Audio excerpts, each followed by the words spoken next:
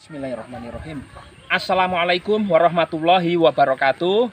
Pemirsa, alhamdulillah bertemu kembali dengan saya Muhammad Lutfi Khairuddin, dan bisa pemirsa saksikan bagaimana keindahan alam di sini ya. Di daerah Petung Sewu Adventure ya. Petung Sewu Wildlife Education Center di Ndau ini, Kabupaten Malang. Pohon jeruk ya, pohon jeruk, kemudian juga pemandangan yang sangat indah di sini. Kota Malang ada di bawah sana karena ini dataran tinggi pemirsa ya. Kalau dalam geografi itu disebut plato. Plato itu dataran tinggi ya. Termasuk kalau nama secara filsafat itu seorang filosof gurunya Aristoteles itu Plato. Nah, pemirsa, negara Indonesia ini sesungguhnya pemirsa udah tahu semua, siapapun saya kira adalah negara yang sangat indah, negara yang sangat luas, yang berada di Asia Tenggara, terletak secara geografis di antara dua benua, yaitu di antara benua Asia dan Australia, dan terletak di antara dua samudra, yaitu Samudra Hindia dan Samudra Pasifik. Nah, dengan letak strategis ini maka tidak heran Indonesia ini juga memiliki tanah yang sangat subur. Dapat Anda saksikan, apa saja bisa tumbuh di sini pemirsa. Ya, mau pohon-pohon, buah-buahan, kemudian tanaman, berbagai tanaman, tanaman pangan, kemudian juga sayur-sayuran atau buah-buahan atau hortikultura, kemudian belum lagi tanaman-tanaman yang lain. Bahkan kalau meminjam lagunya Koes Plus itu bahwa tongkat aja ditanam di sini bisa tumbuh. Artinya Indonesia ini tanahnya yang subur. Maka tidak heran kalau dulu penjajah ya, apakah itu Belanda, Portugis, kemudian juga Inggris dan seterusnya, bangsa-bangsa lain mengincar kekayaan alam di Indonesia ini ya. Jadi dulu kita kenal penjajah datang ke Indonesia itu karena 3G, yaitu gold, glory, dan gospel. Gold mencari kekayaan, kemudian glory mencari kepahlawanan karena mereka dengan datang itu akan menaklukkan, kemudian juga gospel untuk menyebarkan agama. Nah, pemirsa bisa saksikan bagaimana di sini suasana sangat indah sekali. Nah, dan otomatis dengan suasana yang indah ini ada kedamaian pemirsa. Kedamaian ini satu hal yang harus disyukuri dari negara Indonesia, karena tidak semua negara itu suasananya, situasinya, kondisinya bisa damai seperti Indonesia ini. Banyak negara-negara yang saat ini dilanda konflik ya. Apakah itu konflik politik, kemudian konflik sosial, konflik ekonomi, bahkan kemudian juga konflik di masyarakat, gesekan antar suku, golongan, dan ras.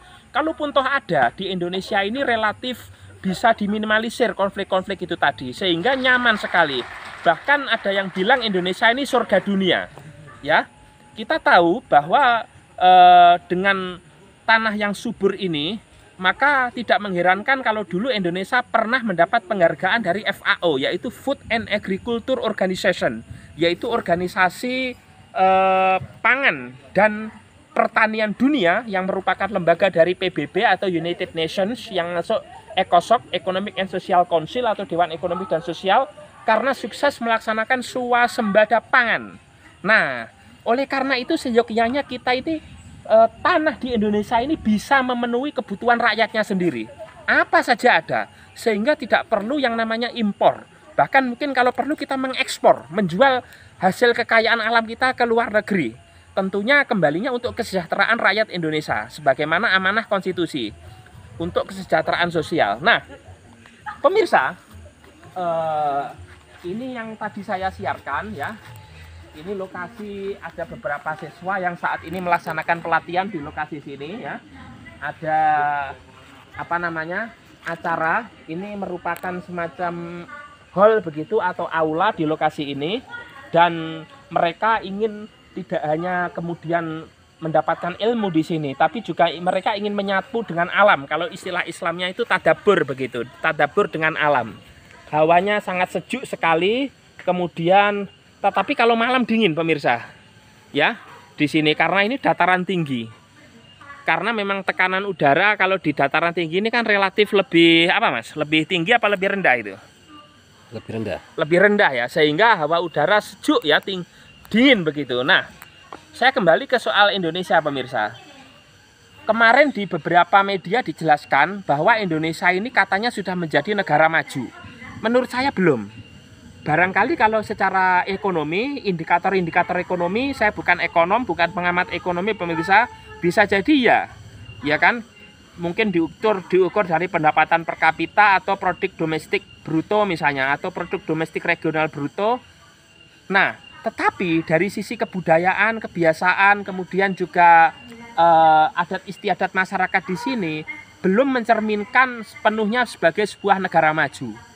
Terutama hal-hal yang berkaitan dengan kedisiplinan, kemudian juga menjaga kebersihan terutama.